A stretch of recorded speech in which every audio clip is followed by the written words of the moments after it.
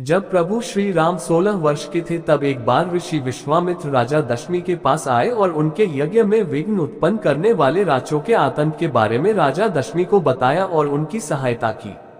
ऋषि विश्वामित्र की बात सुनकर राजा दशमीर उनकी सहायता के लिए तैयार हो गए और उनके सैनिकों ने उनके साथ दल का आदेश दिया। ऋषि विश्वामित्र ने इस कार्य के लिए राम और लक्ष्मण का चयन किया।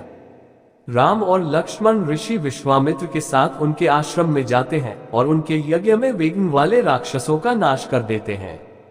ऋषि विश्वामित्र द्वारा निर्मित तारा राम और लक्ष्मण को अनेक दिव्यास्त्र प्रदान करते हैं। दूसरी ओर मिथिला प्रदेश के राजा थे और वह भी निसंतान थे और संत प्राप्त के लिए वह भी बहुत चिंतित थे। तब एक दिन घने कुंड में एक बच्ची मिली। तब राजा जन का सुख का संबोधन न रहा और राजा जन उस बच्ची को भगवान का आशीर्वाद देकर उसे अपने महल में ले आए। राजा ने उस बच्ची का नाम सीता रखा। राजा ने अपनी पुत्री सीता से बहुत अधिक स्नेह किया। सीता धीरे धीरे बड़ी हुई। सीता गुण और अद्वितीय प्राकृतिक से अनमोल थी। जब सीता से विवाह उचित हुआ तब राजा ने अपनी प्रिय पुत्री सीता के लिए स्वयंवर का अधिकार निर्धारित किया।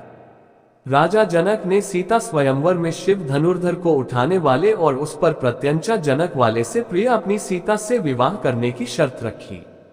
सीता के गुण और प्रकृति की चर्चा सबसे पहले चारों तरफ से हुई थी, तो सीता के स्वयंवर की खबर सुनकर बड़े पैमाने पर राजा सीता स्वयंवर में भाग लेने के लिए आए थे। ऋषि विश्वामित्र भी राम और लक्ष्मण के साथ सीता स्वयंवर के दर्शन के लिए राजा जन के नगर मिथिला क्षेत्र।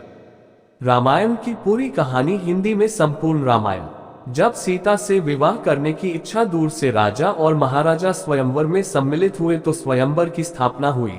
बहुत सारे राजाओं ने शिव धनुर्धर को उठाने की कोशिश की, लेकिन कोई भी धनुर्धर को हिलाने में भी नहीं पा रहा था, तो बहुत दूर की बात है। ये सब देखकर राजा जन की चिंता दूर हो गई। तब ऋषि विश्वामित्र ने राजा जन की चिंता को दूर करते हुए अपने शिष्य राम को वापस लौटा दिया।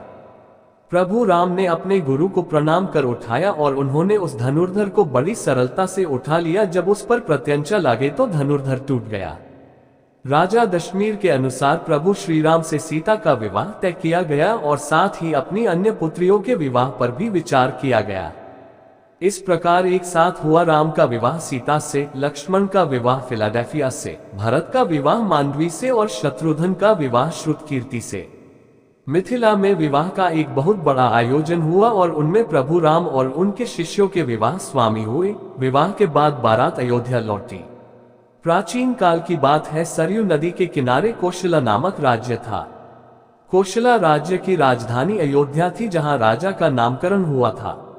राजा दशहरा की 3 पत्नियां थीं, जिनके नाम थे कौशल्या, कैकी और सुमित्रा। परंतु बहुत समय से उनका कोई भी संत नहीं था, जिसके कारण उनके उत्तराधिकार की कमी सदैव बनी रही। इसके विषय में उन्होंने ऋषि सोयासेकी और पुत्र कामेष्टि यज्ञ की बात कही। यज्ञ के कारण उनके देवता को 4 पुत्र मिले। उनकी पहली पत्नी कौशल्या से राम, कैकसी से भरत और सुमित्रा से लक्ष्मण और शत्रुघ्न का जन्म हुआ। सभी राजकुमार शास्त्र और युद्ध कला में निपुण थे। जब राम 16 वर्ष के हुए तब ऋषि विश्वामित्र राजा दशहरा के पास गए और यज्ञ में विघ्नों वाले राक्षसों का अंत करने के लिए राम और लक्ष्मण की मदद ली। राम और लक्ष्मण ने इस कार्य को करने के लिए मनुष्य और कई राक्षसों का अंत किया, जिससे ऋषि विश्वामित्र ने कई दिव्य अस्त्र पेश किए। एक तीसरा प्रदेश मिथिला के राजा जनक भी निसंतान थे। ऋषियों के दर्शन पर राजा जैन ने अपने राज्य के खेत में हल चलाना शुरू किया। हल लाइफ टाइम उन्हें एक धातु से चट्टान की आवाज आई। जब राजा ने देखा तो उन्हें एक कन्या के कलश में बैठाकर गढ़ी हुई मिली।